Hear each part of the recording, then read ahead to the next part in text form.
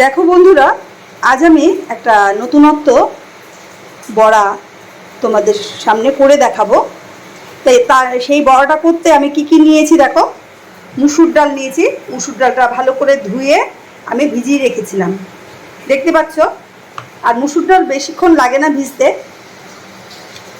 আর এখানে নিয়েছি পেঁয়াজ কুচি, কাঁচা লঙ্কা আর দুটো আলু, ছোট ছোট আলু সেদ্ধ করে নিয়েছি। ওখানে আদা কুচি করে নিয়েছি। আর একখানা আমি ডিম নিয়েছি। তা আরও জিনিস লাগবে, আমি সেগুলো তোমাদের দেখাবো। তাই এবার এটা কি করছি, এবার চলো আমি কিভাবে বড়াটা তৈরি করব সেটা তোমাদের সম্পূর্ণই দেখাবো। মুসুর ডালের মধ্যে আমি একটু হলুদ দিয়ে দিলাম, স্বাদ অনুযায়ী নুন দিয়ে দিলাম, একটু মিষ্টি দিয়ে দিলাম, তাহলে টেস্টটা খুব ভালো হবে। আর এই আদা কুচি দিয়ে দিলাম, আর এখানে লঙ্কাগুলো আমি দিয়ে দিলাম। এবার এর মধ্যে একটু জল দেওয়া আছে, দেখো। এবার আমি পেস্ট করে নিচ্ছি। ডালটা পেস্ট করা হয়ে গেল। এবার চলো, এবার এই আলুটাকে আমি ভালো করে মেখে নেব, একদম মিহি করে মেখে নিচ্ছি। এই যে আলুটা এইভাবে আমি চটকে নিলাম। এবার এই আলুর সাথে এই পেঁয়াজটা আমি চটকে নেব। পেঁয়াজ দিয়ে আলুটা ভালো করে আমি মিশিয়ে নিলাম। এবার মুসুর ডালের যে পেস্টটা সেটা আমি ঢেলে নিচ্ছি, ওটা দিয়েও আমি মিশিয়ে নিচ্ছি। এবার এর মধ্যে আমি ছোট চামচের 1 চামচ কালো জিরা দিয়ে দিলাম। এবার এই ডিমটা আমি ফাটিয়ে দিয়ে দিচ্ছি।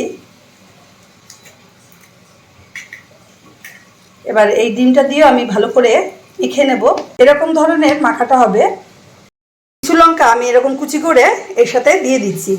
আর আপনারা যেরকম ঝাল খাবেন সেরকমই ঝাল দেবেন, বেশি খেলে বেশি, কম খেলে কম। তবে এটা কিন্তু অসাধারণ টেস্ট হয় এই বড়াটা। আমি এবার মাখা হয়ে গেছে, বড়া ভাজতে চলে যাচ্ছি। বসিয়ে দিলাম, আমি এর মধ্যে তেল দিয়ে দিচ্ছি। তেলটা কিন্তু আমি বেশি করেই দেব, কারণ এটা ছাবা তেলে ভাজা হবে। হয়ে গেছে, এবার আমি বড়াগুলো ছেড়ে দিচ্ছি। বড়াগুলো দেওয়া হয়ে গেছে, ও পিঠটা হয়েছে। এবার উল্টে দিচ্ছি। আগুনটা মিডিয়াম ফ্লেমে রেখেছি। এই বড়াটা ভাজতে ভাজতেই এত সুন্দর একটা ফ্লেভার আসছে, খুব টেস্টফুলি একটা বড়া। বড়াগুলো দেখতেই পাচ্ছ সুন্দরভাবে আমি লাল করে ভেজে নিলাম। এবার তুলে নিচ্ছি।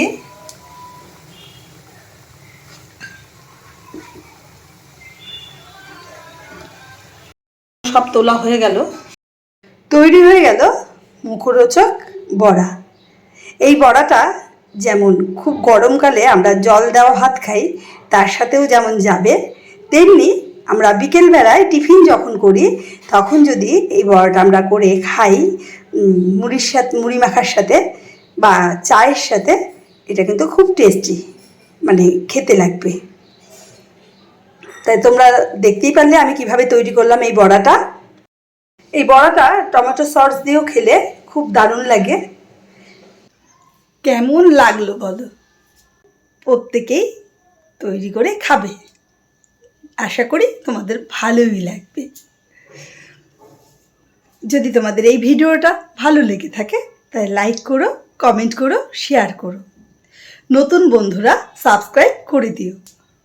আর আমার ঘরের থেকে নানা ধরনের চমক পাওয়ার জন্য তোমরা পাশে থাকা বেল আইকনটি প্রেস করে দিও। নমস্কার, সবাই ভালো থেকো, সুস্থ থেকো।